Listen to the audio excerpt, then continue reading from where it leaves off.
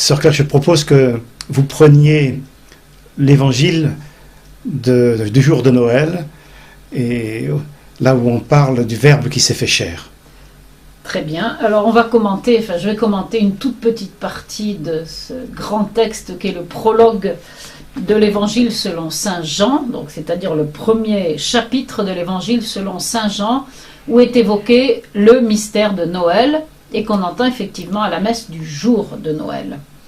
Alors je vais dire quelques mots du verset 1 d'abord, où il est dit « Au commencement était le Verbe, et le Verbe était auprès de Dieu, et le Verbe était Dieu. » La traduction liturgique, au cas où on n'aurait pas compris, au commencement était le Verbe, virgule, la parole de Dieu. Ça, c'est un rajout.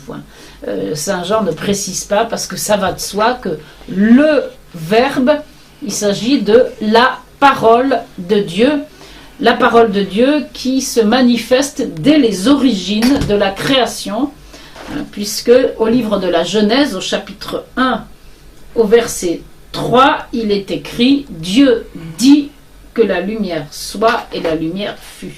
Dès l'instant que Dieu parle dans l'Ancien Testament, nous savons déjà que Dieu a un verbe, qu'il a une parole. Et c'est ce verbe ou cette parole qui s'est manifesté en Jésus et que saint Jean célèbre dans son prologue. Quand il dit « au commencement », aux origines, on vient de lire, était le verbe, et le verbe était vers Dieu, dit le grec, était tourné vers Dieu. La traduction liturgique va dire était auprès de Dieu. En tout cas, le verbe avait quelque chose à voir avec Dieu, c'est la première chose qu'on nous dit. Et ensuite, on nous dit finalement que le verbe était Dieu. On voit bien la difficulté pour les langues humaines d'évoquer un mystère divin. Et saint Jean, pour essayer de nous faire comprendre que à la fois il y a trois personnes dans la Trinité, mais qu'à la fois Dieu est un, que le Père est Dieu, que le Verbe est Dieu et que l'Esprit Saint est Dieu, voilà ce qu'il nous dit. Le Verbe, il était vers Dieu et finalement il était Dieu. Ce qui est une aberration humainement parlant, mais qui nous laisse percevoir quelque chose du mystère. Je précise aussi que l'usage de l'imparfait, en grec, c'est un imparfait d'éternité. Ça ne veut pas dire que hier il était le Verbe et qu'aujourd'hui il ne l'est plus, ni qu'hier il était Dieu et qu'aujourd'hui il ne l'est plus. Cet imparfait suggère l'éternité. Alors, je passe au verset 14, le verset le plus important de tout ce prologue de saint Jean, où il est écrit « Et le Verbe s'est fait chair » ou « Le Verbe est devenu chair et il a planté sa tente parmi nous ». Alors là, on n'est plus dans l'imparfait, on est dans un temps grec qui s'appelle l'aoriste et qui suppose quelque chose de ponctuel. L'imparfait, c'est l'éternité, et avec l'aoriste, on voit que l'éternité a fait irruption dans l'histoire. Le Verbe était, et puis tout d'un coup, il est venu.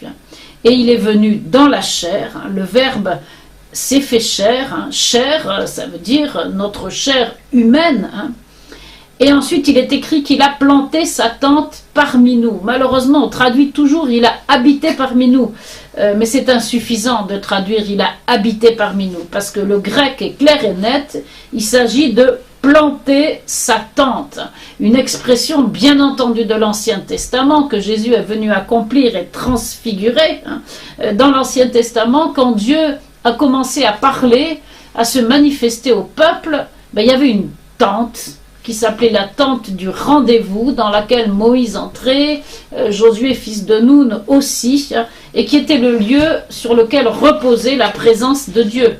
Vous pourrez aller voir par exemple au chapitre 29 du livre de l'Exode, Exode 29, 43, enfin c'est un exemple parce que c'est très souvent, mais je donnerai rendez-vous aux Israélites en ce lieu et il sera consacré pour ma gloire. Et verset 44, je consacrerai la tente du rendez-vous. Donc planter sa tente, il s'agit de Dieu qui vient complètement, totalement habiter chez nous sous forme de la fameuse Shérina dont parlent les Juifs et qui est la présence vivante de Dieu au milieu de nous. Puis alors, il y a encore un rapprochement qu'on peut faire à propos de planter sa tente. Vous avez très exactement le même verbe au livre de la Genèse, au chapitre 13, au verset 12. C'est une histoire entre deux bergers, évidemment, qui vivent sous la tente et qui s'appellent Abraham et Lot.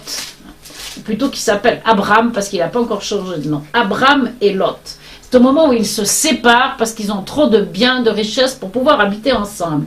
Et il est dit que, alors Genèse 13, 12, il est dit que Abraham s'établit au pays de Canaan. Il a pris le pays de Canaan. Lot a pris l'autre côté du pays. Il s'établit dans les villages de la plaine et il planta sa tente à Sodome, dit le grec. Alors vous voyez, Lot était considéré comme un juste qui est allé planter sa tente chez des pécheurs.